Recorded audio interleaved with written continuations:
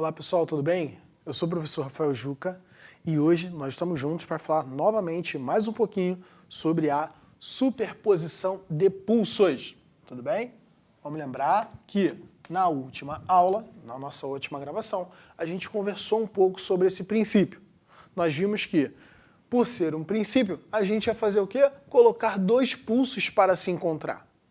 E aí, quando esses pulsos se encontravam, o que mudava era exatamente a amplitude desse pulso resultante. Conversamos na última aula que quando esses pulsos, a gente define um pulso exatamente ali pelo movimento,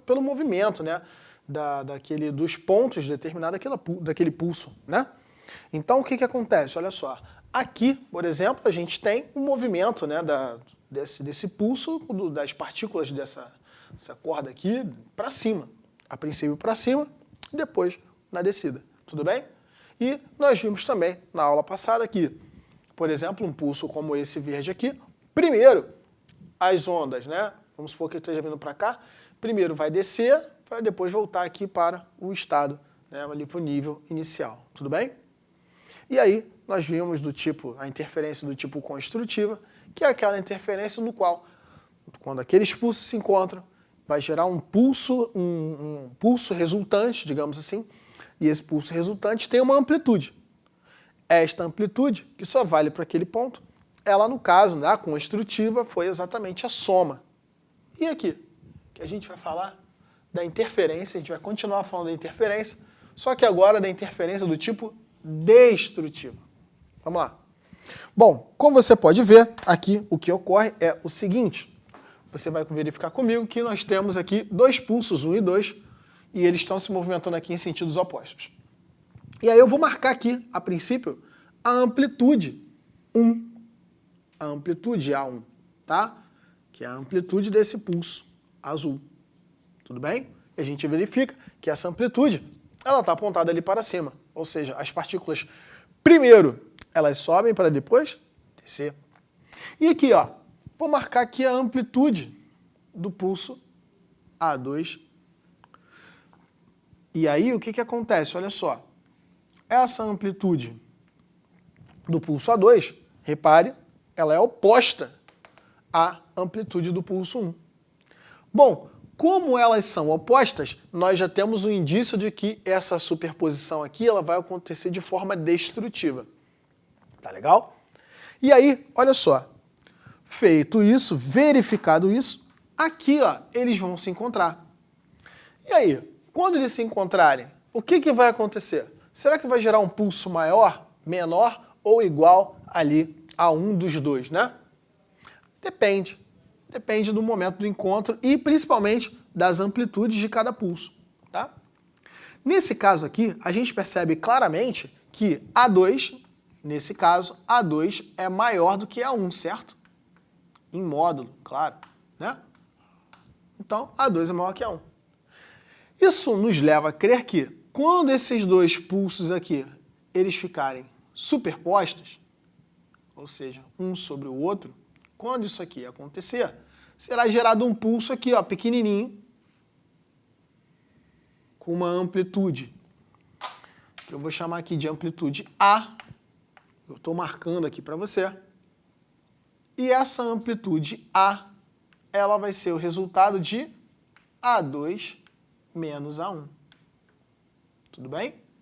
Então, aqui nós temos exatamente a amplitude resultante desse pulso que se forma exatamente nesse encontro, que é esse pulso em roxo aqui. Tudo bem?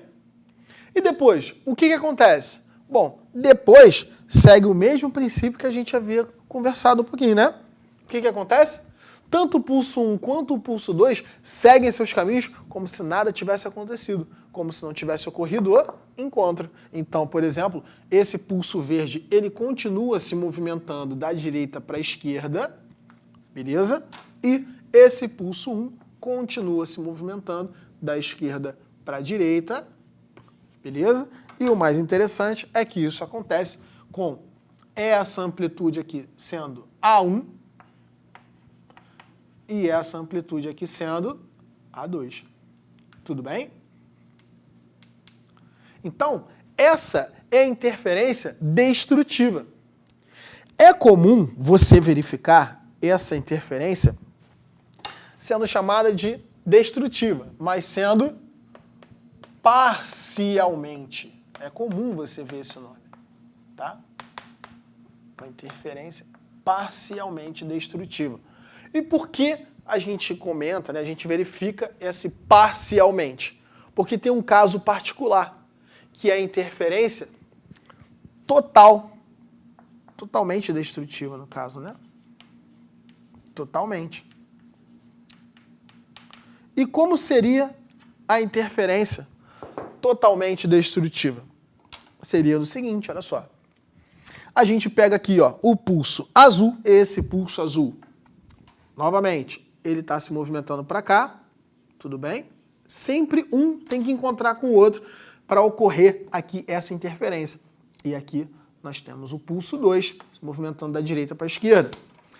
Esse pulso 1 aqui tem uma amplitude A',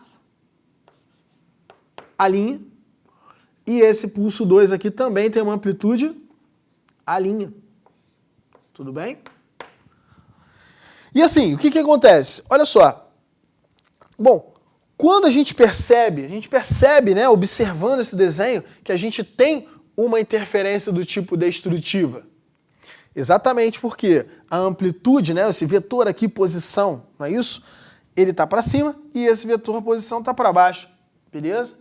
Em módulo, né, que eu estou representando aqui, o módulo desses dois vetores aqui. Em módulo, eles são iguais, porém, eles têm sentidos opostos. Então, primeiro, né, aqui nesse pulso azul, primeiro ocorre o movimento das partículas no movimento de subida, depois de descida. E aqui, primeiro de descida para depois de subida. Então, o movimento aqui, né, o deslocamento desses pontos, dessa corda, desse pulso, são opostos. E detalhe, eles são iguais, têm o mesmo valor. E aí, o que acontece nesse encontro aqui? Acontece que nós temos, né, rolou isso aqui, esse é igual àquele, o que ocorre aqui então é a tal da interferência totalmente destrutiva. Sendo ela destrutiva, a gente tem aqui um pulso resultante de amplitude zero. Beleza? Então esse pulso aqui, ele tem uma amplitude A2, né, menos A1, vamos colocar assim, A2 menos A1. Só que A2 e A1 são iguais, então a amplitude aqui é zero. Tudo bem? Ah, mas espera aí, professor. Então, olha só. Se você me fala que aqui a amplitude é zero, que ela é totalmente destrutiva, eles não vão se movimentar tal como eles se movimentavam antes, certo? Errado. Porque isso é uma característica da interferência. Ocorre a interferência aqui. E depois, cada um segue seus caminhos como se nada tivesse acontecido. Então aqui, ó, por exemplo, aqui nós temos esse pulso de número 2, que é o verde, né? O pulso de número 2. Isso aí. Se deslocando para cá, o pulso de número 1 deslocando para lá.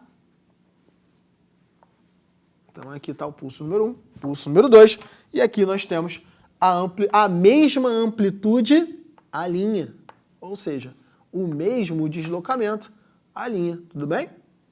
Aqui dos pontos desta corda.